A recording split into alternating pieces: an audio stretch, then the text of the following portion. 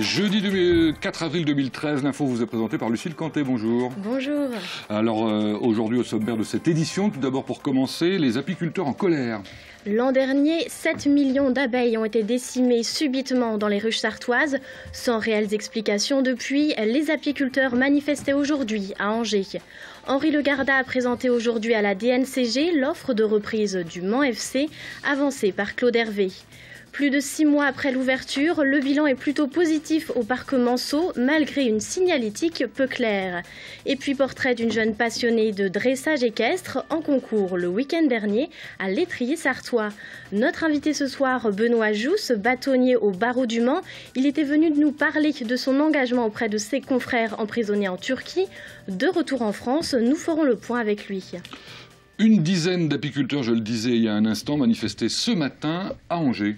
Il y a un an, 7 millions d'abeilles ont été décimées dans le sud Sarthe, intoxiquées par des pesticides selon les 5 agriculteurs concernés. Une hypothèse non confirmée par les services de l'État. Résultat, les apiculteurs ont l'impression qu'on leur cache la vérité. Ce matin, ils sont allés demander des comptes au SRAL, service régional de l'alimentation à Angers.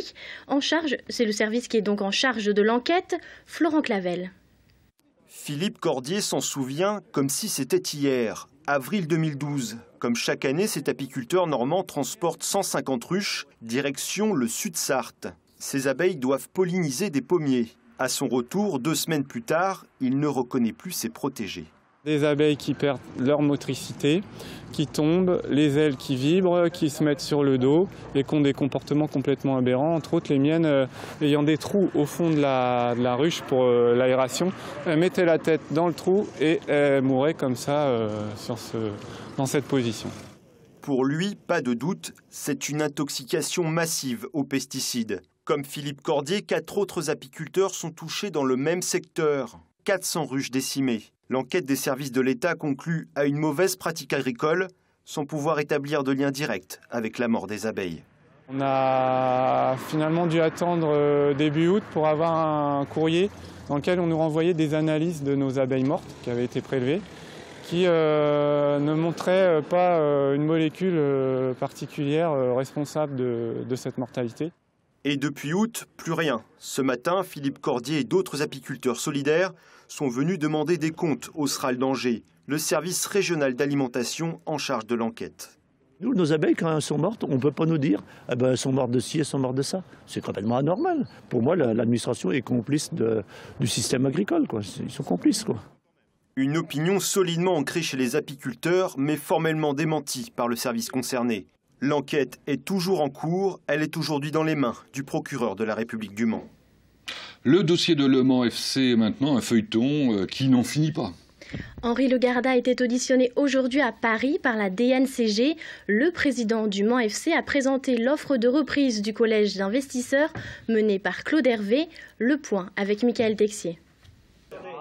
Henri Legarda s'est présenté aujourd'hui devant la DNCG, le gendarme financier de la Ligue de football professionnelle, avec un projet de reprise entre les mains, celui mené par Claude Hervé, de quoi montrer que des investisseurs s'intéressent au club.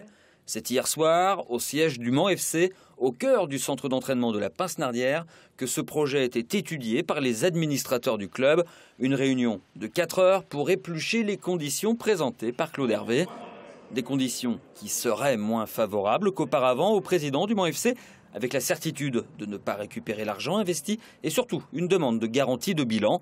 Pour le moment, les négociations sont toujours en cours. Malgré la crise, il semblerait que le parc Manceau se porte bien. Il y a 7 mois, cet espace commercial à l'entrée de la zone nord faisait un très bon démarrage. Aujourd'hui, la fréquentation se stabilise et au vu de la situation économique, les grandes enseignes se disent satisfaites. Elles rentrent dans leurs prévisions, à l'image d'Alinéa. Mais le parc Manceau a encore des efforts à faire en matière de communication pour mieux se faire connaître. Août dernier, à l'ouverture du parc Manceau, Alinéa, enseigne phare, bat des records de fréquentation. Mais 6 mois plus tard, le bilan est un peu plus mitigé pour certains commerçants. On a fait un très bon démarrage, donc beaucoup de passages en magasin qui ont permis d'avoir des bonnes retombées, donc des belles affaires. Donc aujourd'hui on est content, même si on aimerait effectivement, et ça faut le souligner, un petit peu plus de passages en semaine. Les samedis sont très plaisants, on a beaucoup de travail, la semaine est relativement calme. Donc content, mais plus de travail serait judicieux. Même si certains sont un peu déçus, globalement, les enseignes du parc se portent bien. Nous, ça se passe plutôt bien. On a une bonne fréquentation, ça évolue de plus en plus. On a fait une très bonne ouverture et puis là, ça commence à se stabiliser, donc c'est très bien. Personnellement, je suis très satisfaite de notre implantation sur le parc Nonceau. Nous sommes des vendeurs de produits de consommation courante, cartouches jet d'encre, tonnerre laser. Donc dans l'univers de la consommation et du consommable, il n'y a aucun souci. Mais beaucoup s'accordent sur un point, améliorer la communication et la visibilité de l'ensemble commercial. Je pense que le parc Monceau doit effectivement évoluer en termes de signalétique. Aujourd'hui, c'est un nouveau parc commercial qui s'inscrit sur le Mans. Il y a un mode d'accès qui est quand même un petit peu particulier. Aujourd'hui, le parc Monceau n'est pas connu et il doit se faire connaître et se faire entendre. J'espère qu'ils vont faire un changement de la signalétique pour que ça soit plus facile aux gens de venir chez nous. Et ces difficultés d'accès ont un impact direct sur la fréquentation. Plusieurs enseignes nous ont confié recevoir régulièrement des appels de clients perdus. Fait divers, des coups de feu tirés à Sablé-sur-Sarthe. Hier soir, 2 individus ont sillonné les rues de la ville munis d'une arme sur l'épaule en menaçant les passants. L'un d'eux était alcoolisé. Des coups ont été tirés sans faire de victime. L'auteur principal des faits a été placé en garde à vue. Une enquête est en cours. Et on parle sport maintenant, avec la découverte d'une discipline encore peu connue, le dressage équestre. Enfin, peu connu ici. Le week-end dernier, l'étrier sartois accueillait une compétition régionale de dressage équestre. Un sport peu pratiqué mais qui se développe. Laure Girard a rencontré sur place une jeune passionnée. Pour que le cheval soit le plus présentable possible pour cette compétition de dressage. La préparation, une sorte de rituel. Depuis 2 ans, Sabrina monte Hélios 3 à 4 fois par semaine. Aujourd'hui, le duo se présente au concours régional de dressage. Et là, on sangle. Donc c'est un sanglage bas, fait exprès, et une selle la plus fine possible pour être bien près du cheval. Faire corps avec sa monture, voilà le b.a.-ba de ce sport individuel qui se pratique à 2. Il faut avoir beaucoup de finesse, beaucoup de complicité avec le cheval. Faut vraiment former un couple, un duo. C'est vraiment un ballet de danse. Donc vraiment, ce qui est important, c'est de s'entendre tous les deux et de se comprendre à la perfection pour être le plus parfait, le plus précis possible dans ces épreuves. C'est parti pour une petite séance d'échauffement entre discipline sportive et véritable art équestre, sous le regard bienveillant de l'instructeur coach de Sabrina. Un petit peu plus haut, progressivement. C'est vraiment les mouvements basiques de travail du cheval qu'on rencontre dans les premières reprises. Un salut au jury et la reprise commence. Le mouvement doit être élégant, proche de la perfection, et ce, quel que soit le niveau du concours. C'est un exercice où on présente une reprise, donc la présentation, ça passe par l'esthétique du cavalier, l'esthétique du cheval, et tout ça, ça forme l'esthétique du couple. Donc on essaye d'être le plus irréprochable possible, que ce soit dans le déroulé des figures, mais aussi dans la tenue.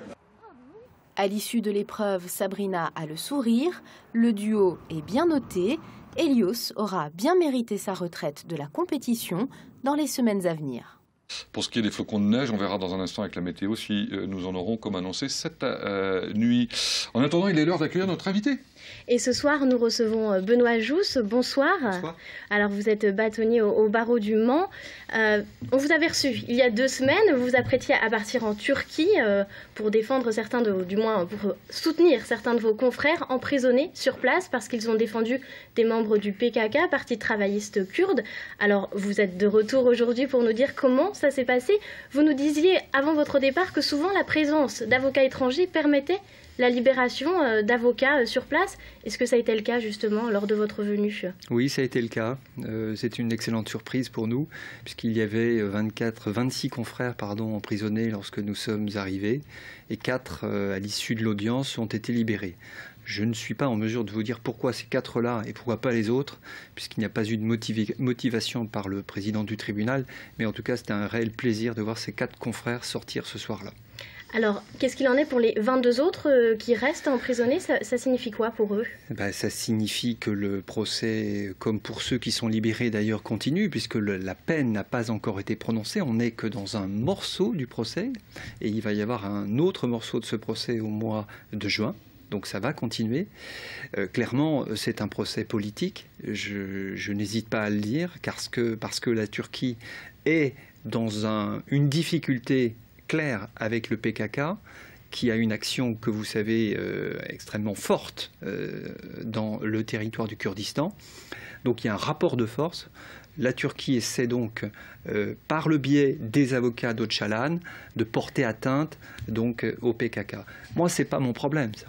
Moi, le problème que j'ai, c'est de voir des avocats qui sont incarcérés parce qu'on leur refuse de porter la parole de leurs clients. Vous défendez votre métier en allant là-bas, vous défendez le métier d'avocat? En fait, je défends le mien et je défends également celui des avocats turcs, parce qu'on s'est aperçu avec mes confrères européens, nous étions 40 confrères européens, il y avait des Allemands, des Anglais, des Hollandais et des Français, une forte délégation française, 25 avocats français. On s'est aperçu qu'on faisait le même métier et la même philosophie est derrière.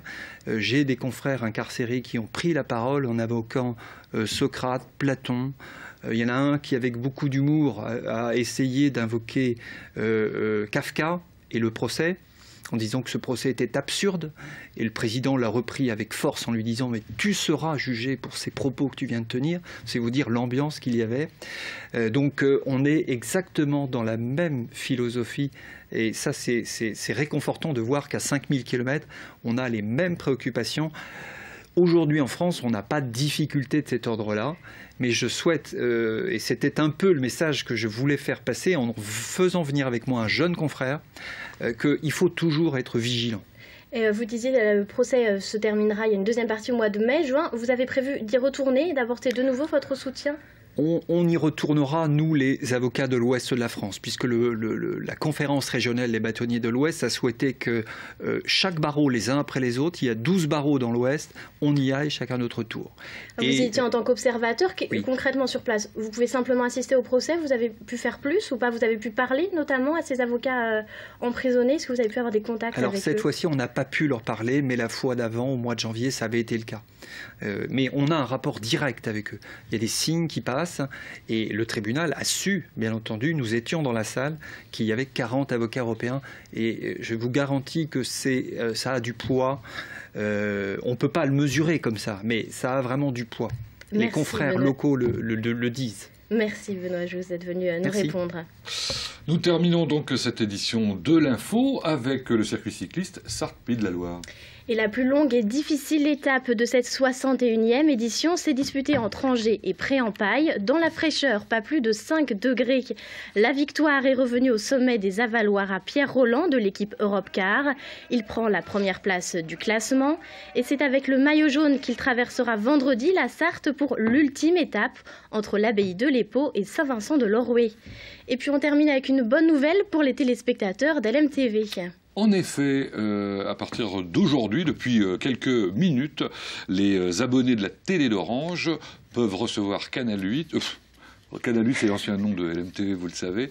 LMTV sur le canal 238. Donc, vous êtes abonné de la télé d'Orange, canal 238, maintenant sans problème. Merci de nous avoir suivis. Et dans un instant, l'actu vue par les entrepreneurs.